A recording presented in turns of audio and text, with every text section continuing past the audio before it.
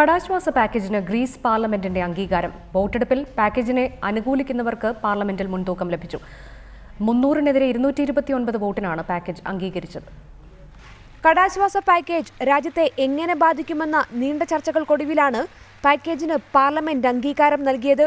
300 സീറ്റുകളുള്ള ചേംബറിൽ 229 പേർ പാക്കേജിനെ അനുകൂലിച്ച് വോട്ട് രേഖപ്പെടുത്തി. എന്നാൽ ഭരണപക്ഷമായ സിറിസയിലെ 38 അംഗങ്ങൾ കടാശ്വാസ പാക്കേജിനെ എതിർക്കുകയോ വോട്ടെടുപ്പിൽ നിന്ന് വിട്ടുനിൽക്കുകയോ ചെയ്തു. 2 മന്ത്രിമാരും പാർലമെന്റ് സ്പീക്കറും മുൻ ധനമന്ത്രിയും ഇതിൽ ഉൾപ്പെടും.